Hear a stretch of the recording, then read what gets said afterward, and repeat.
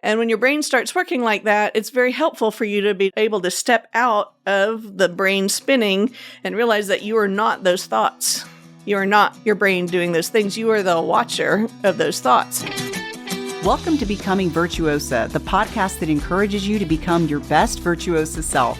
Each week, Dr. Susan Crockett goes where the scalpel can't reach, exploring conversations about how to be, heal, love, give, grow, pray, and attune.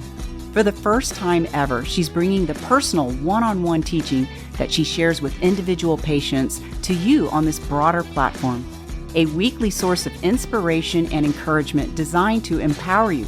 By evolving ourselves as individuals, we influence and transform the world around us.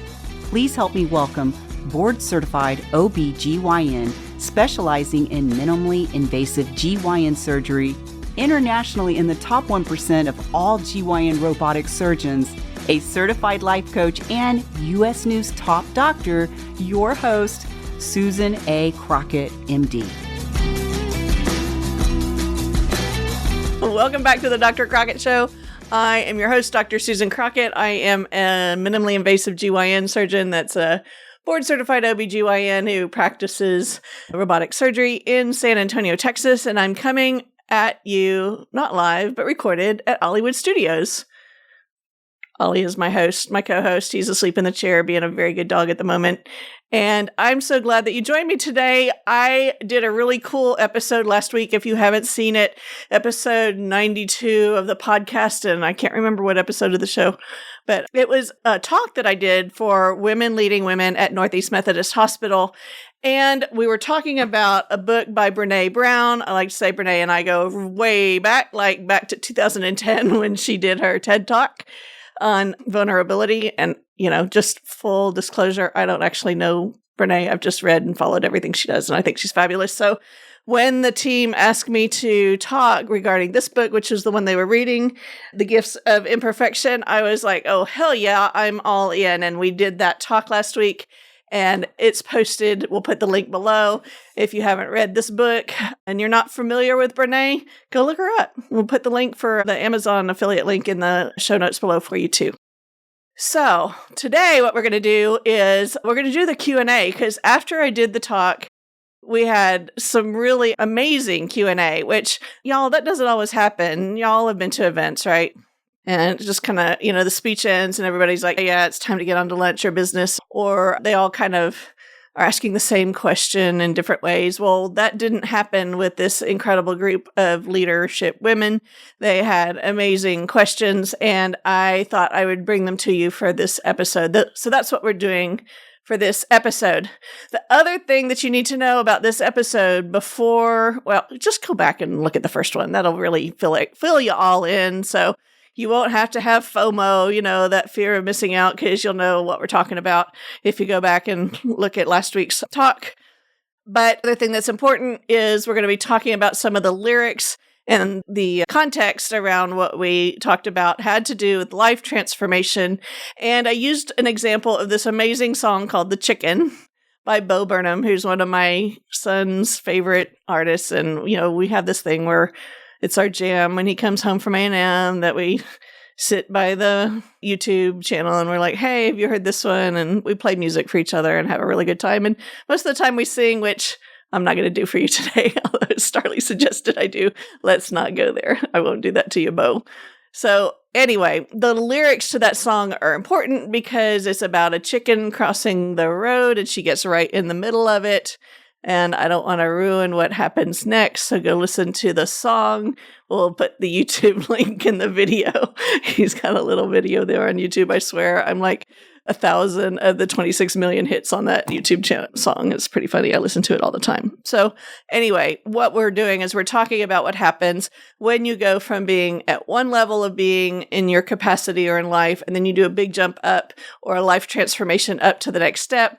We talked about some tools that we use, and also we talked about what it's like being in the middle.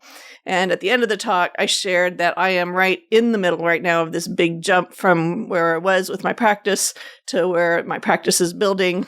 And it's not just a little gradual sloping thing. It's like, going from here to here and learning how to cope with being able to handle the larger capacity is part of what we learn to do as a life coach. And so the insight of these questions that these women had was so amazing. So I'm going to get right into it with you. And I am going to do something a little bit different today. You're going to see me wearing my glasses the whole time because I have really detailed notes and I'm going to be reading them today.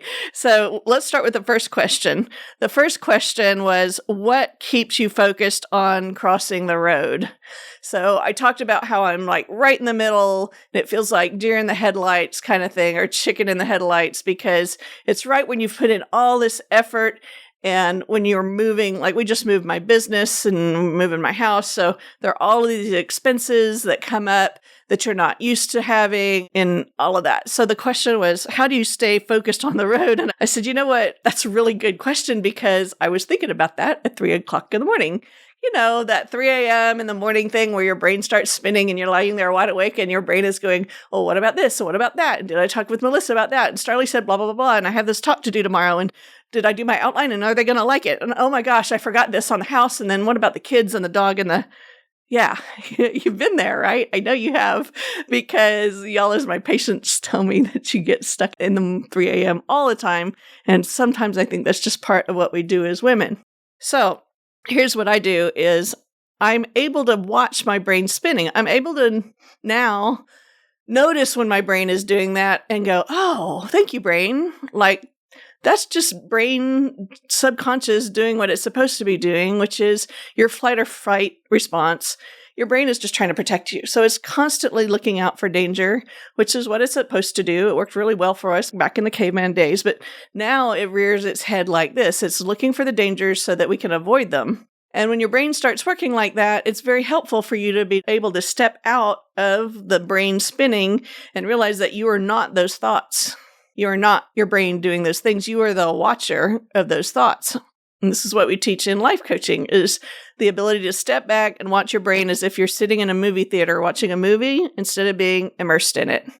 And you all know that experience. You've been in the big screen theaters and you're watching the movie and you forget that you're sitting in a seat with armchairs and popcorn and your friend next to you and you're just immersed in the movie, but then you need some popcorn. And so all of a sudden you realize that you're in the chair and you pull yourself back out of the movie and realize you're watching the movie. You're not actually in it, and you grab your handful of popcorn.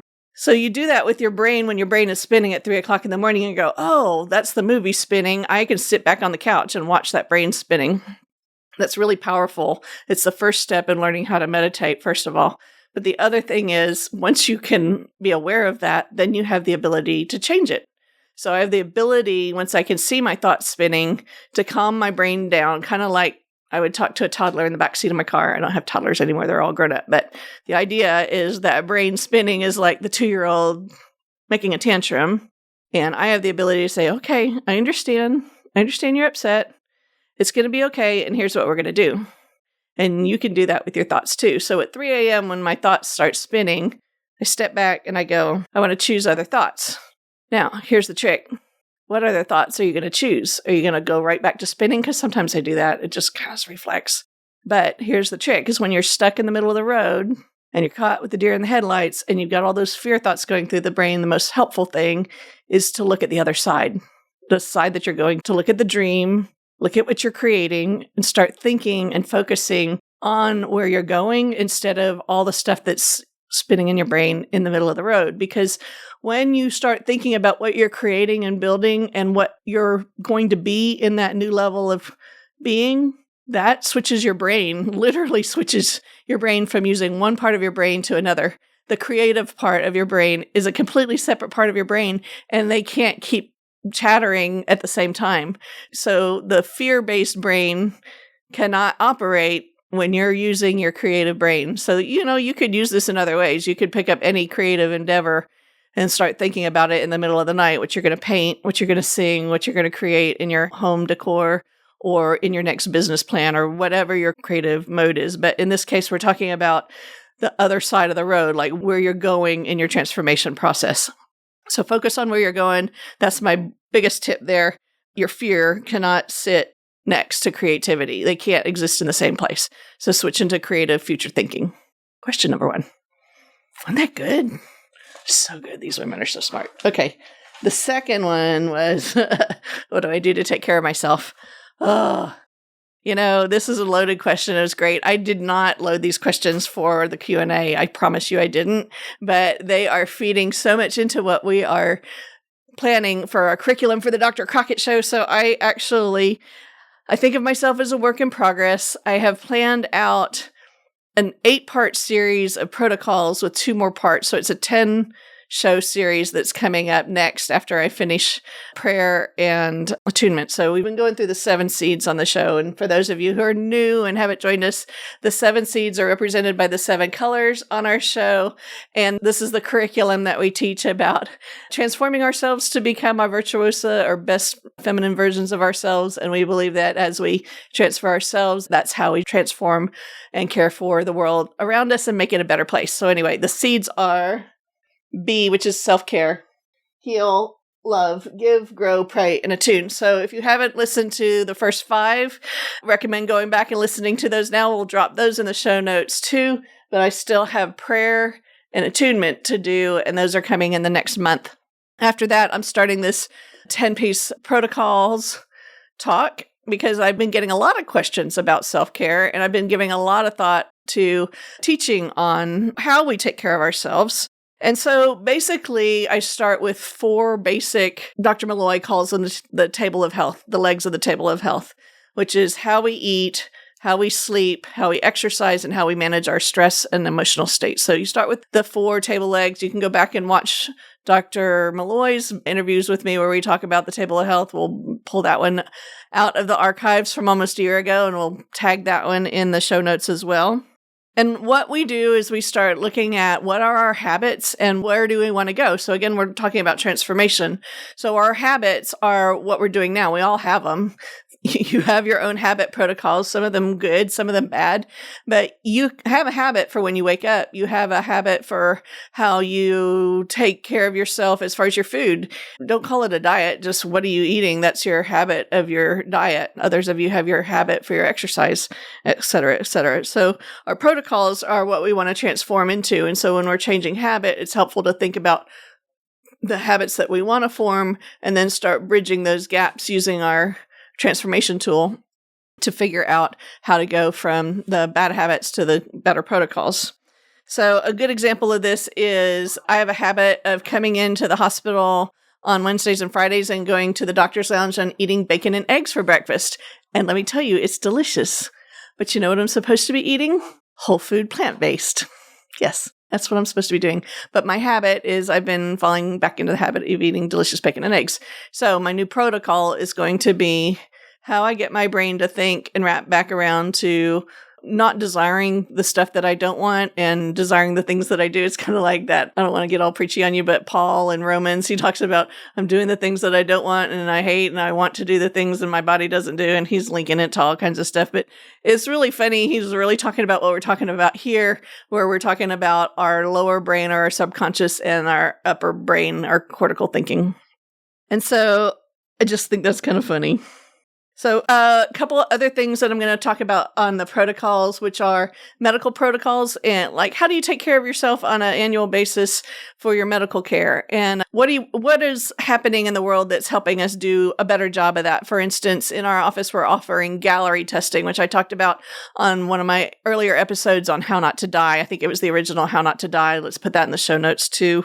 Got a lot of references. It's almost like things are coming together. What do you think about that? Oh.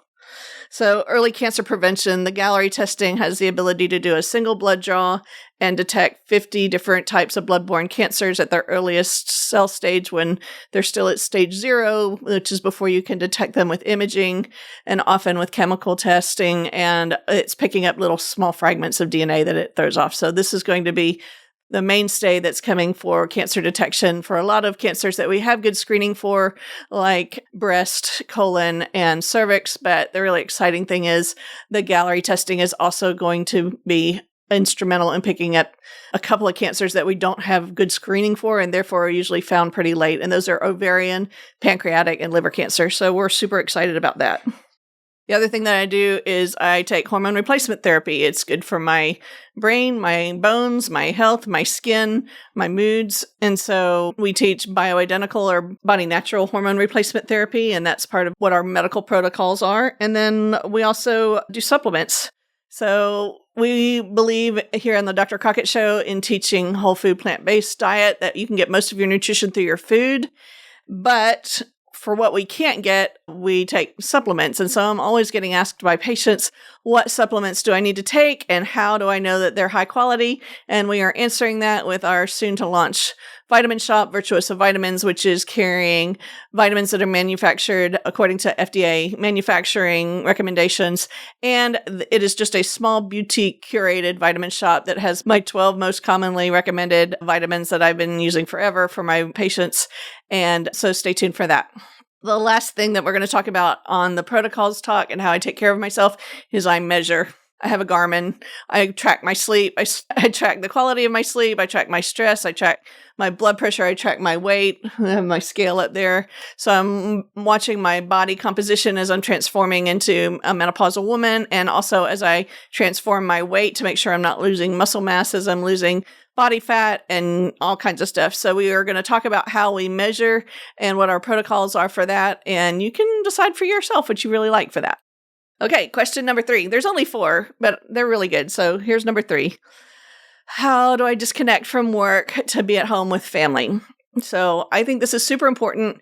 In fact, in my office, when I have nurse practitioners or people working for me that try to take their work home, I really try to dissuade it. I really want my patients, I really want myself and my staff to honor our time at work when we're at work and to honor our time with family and those connections and those relationships after work as faithfully as possible. There's a couple reasons for that. One is, our family is so important to us. Those relationships are just, those connections and those relationships do more for our well-being and our health than most of us realize. And so don't take for granted a single second your family and those connections and how important they are.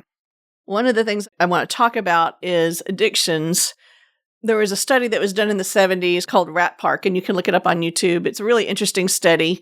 It was done by a doctor. I think his name is Dr. Alexander. And it's an interesting study because he took rats and put them in a cage by themselves, and they had 2 bottles. One was a bottle of water, and the other one was a bottle of water that had either heroin or cocaine in it. And the rats who were in isolation by themselves would just hit the cocaine or the heroin to the point of detriment and overdose, and all of them killed themselves. They just overdosed until they were done. Then he had another cage of rats that were socialized together. They were able to eat all they want, have all the sex they want, all the socialization they want. They had the same 2 bottles, and they would go hit the drugs occasionally for social reasons, but none of them overdosed. And the teaching that came out of that, or the realization that came out of it, is that the antidote to addictions is not a 12-step program, although I'm not knocking 12-step programs. They're very important. And figuring out how to end your addictions is super important. But the antidote to addictions is socialization and relationships. And that's the part I want you to take out of this. Okay, question number 4, y'all. Question 4. How do I handle the challenges of being a mom and work-life balance? Super, super important question. I have to preface this by saying I was super lucky because I've always had help. I've always been blessed by having super great female friends around me. I've had help inside my home with housekeeping. And I know not everybody has that, but we all have the ability to cultivate relationships and friendships and to help each other, no matter what our financial situation is. And so it doesn't mean that you have to hire help. It means I want to encourage you to be community for each other. So in the chicken song that we referenced at the beginning of the show, there's a line that goes, "She loves her life as a mother and wife, but is that all there is?" I want to tell you a little story about my first marriage. So in my first marriage, I was married for 22 years, with him for 25 years. I have 4 amazing, incredible, talented, beautiful children from that marriage. That marriage ended in divorce in 2012, and he subsequently passed away of a heart attack in 2017. But that's not the point of the story. The point of the story is that was a very traditional Christian fundamentalism marriage, and that's not how I was raised. I was raised Methodist, but he and his family came from a background of more fundamentalist denominations, and I bought into that in the marriage. I bought into this whole idea of the submissive wife. So when we talk about being the submissive wife, there are several different kinds of submission. One is the kind where you're in tandem in a partnership that is kind and loving and where you are taking care of each other. And the other is where one is dominating the other. And I found myself in a place in my marriage where I kind of lost myself. I did it. I agreed with every step of it. And there was at one point at which my ex-husband, he came to me and he said, my family and I think that you should not be practicing medicine right now while our children are young. We think you should be home taking care of them, and we want you to stop practicing medicine. And I did for a year. I quit medicine it was 2004.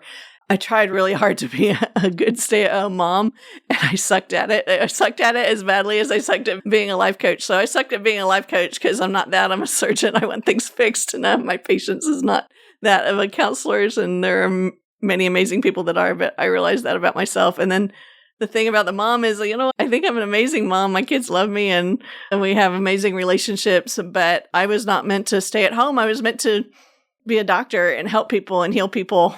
And without that, I didn't do very well. And so out of that, I woke up one day and I was like, I'm like one of those women that I teach women how to identify when they've been cut off from their life. And I said, I need to go back to work. So I ended up starting a clinic in Lavernia and worked part-time for there, and that failed. And then I ended up in a very large group and robotics came out. And so if I hadn't followed that pathway, I wouldn't have gotten to where I am with the robotics.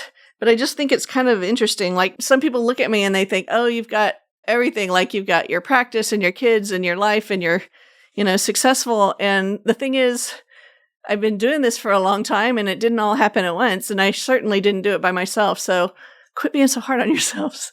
Be gentle with you and take it one step at a time and look for opportunities to do things a little differently.